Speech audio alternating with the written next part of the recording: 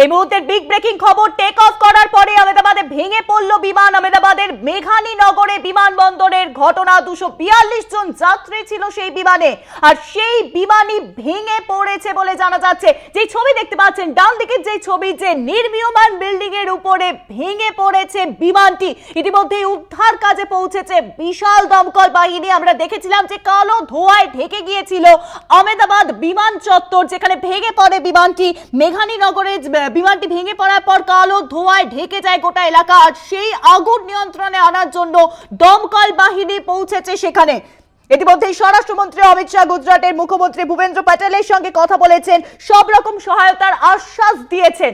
বিপর্যয় মোকাবিলা দপ্তরের কর্মীরাও সেখানে উপস্থিত রয়েছে। হাসপাতালে জরুরি তৎপরতার সঙ্গে সকলকে নিয়ে যাওয়া হচ্ছে, উদ্ধার কাজ চলছে।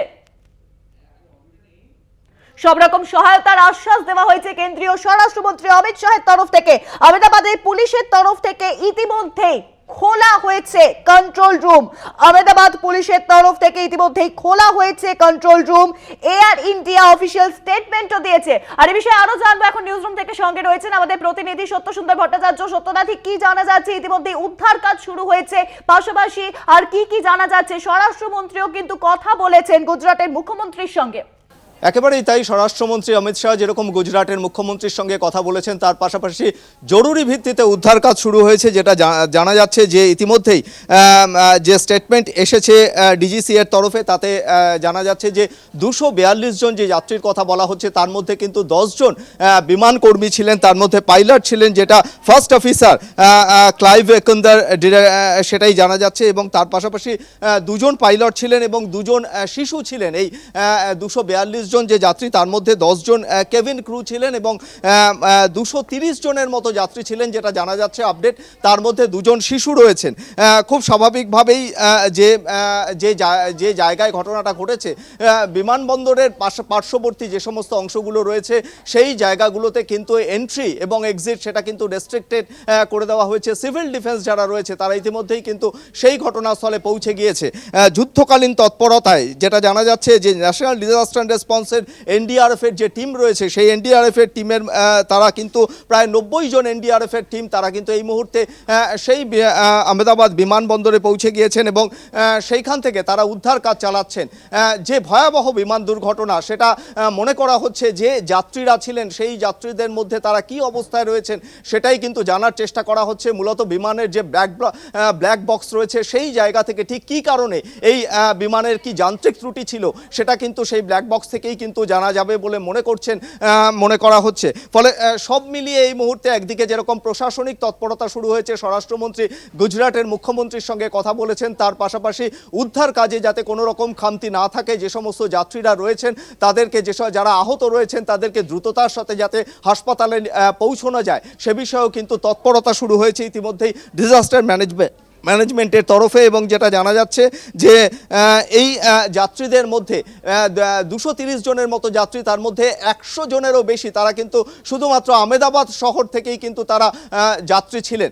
ফলে খুব স্বাভাবিকভাবেই এই দুর্ঘটনায় একদিকে যেরকম উদ্ধার কাজ জরুরি ভিত্তিতে শুরু হয়েছে, তার পাশাপাশি যে সমস্ত যাত্রীরা রয়েছেন তারা কোথাকার যাত্রী, সেটাও কিন্তু জানার চেষ্টা হচ্ছে।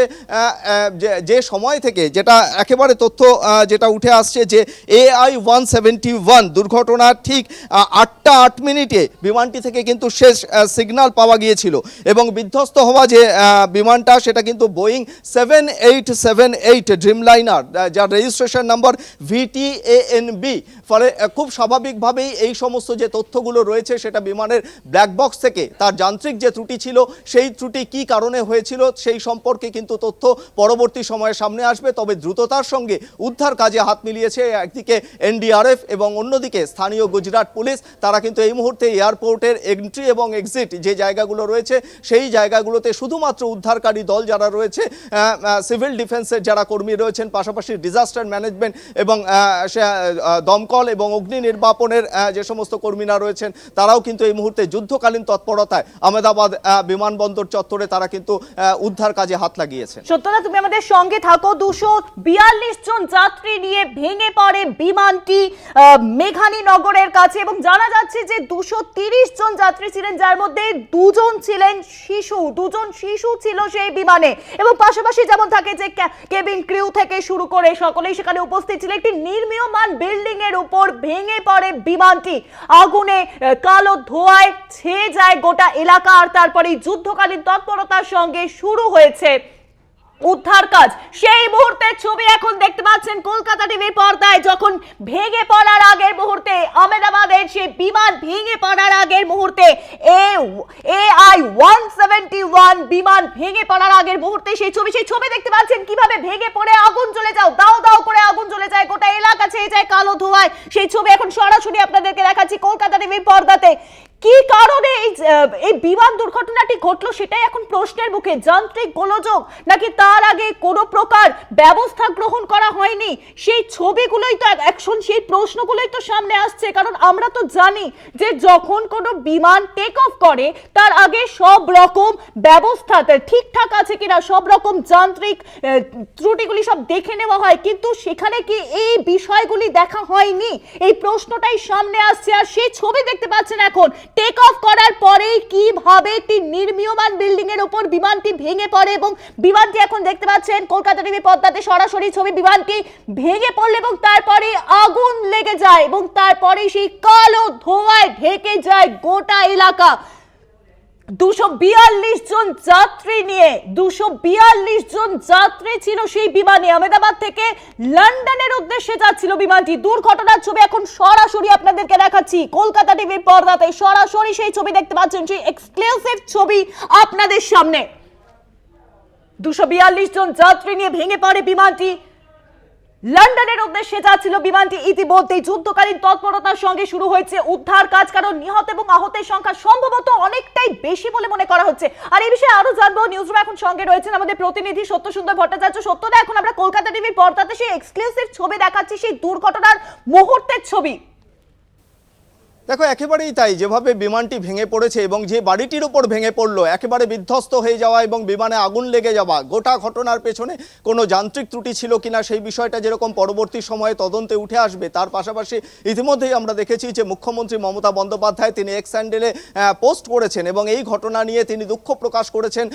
তার পাশাপাশি উদ্ধার কাজ যাতে ঠিকভাবে হয় সেই বিষয়টা যেরকম রয়েছে এবং তিনি মনে করছেন যে সমস্ত পরিবারের সদস্যরা এই বিমানের যাত্রী ছিলেন তাদের প্রতিও কিন্তু তিনি একেবারে সহানুভূতি জানিয়েছেন তার এক্স হ্যান্ডেল পোস্টে। অন্যদিকে আমরা দেখতে পাচ্ছি যে অসামরিক বিমান পরিবহনের তরফে সেখানেও কিন্তু রামমোহন নাইডু তিনিও কিন্তু এই দুর্ঘটনায় কিন্তু শোক প্রকাশ করেছেন এক্স হ্যান্ডেলে। যে ধরনের ঘটনা ঘটেছে তাতে উদ্ধার কাজ দ্রুততার সঙ্গে করা হবে এবং সেই সঙ্গে এই যে রেস্কিউ টিম রয়েছে তারা যাতে দ্রুততার সঙ্গে সেই জায়গায় মোবিলাইজ করে সেটাও কিন্তু তিনি এক্স হ্যান্ডেলে জানিয়েছেন। ইতিমধ্যেই কিন্তু সেই প্রস্তুতি শুরু হয়ে গিয়েছে, কিন্তু যে ভয়াবহতা উঠে এসেছে এই দুর্ঘটনায় সেই ভয়াবহতা কিন্তু একেবারে চোখের সামনেই দেখা যাচ্ছে যে সিগন্যাল শেষ সময় যখন পাওয়া গিয়েছিল তখন বিমানটির কি অবস্থা ছিল এবং যে সময় বিমানটি ভেঙে পড়ে যে বাড়িটির ওপরে, সেই বাড়িটিতে যখন ভেঙে পড়ে তার আগেই কিন্তু বিমানটিতে আগুন ধরে গিয়েছিল।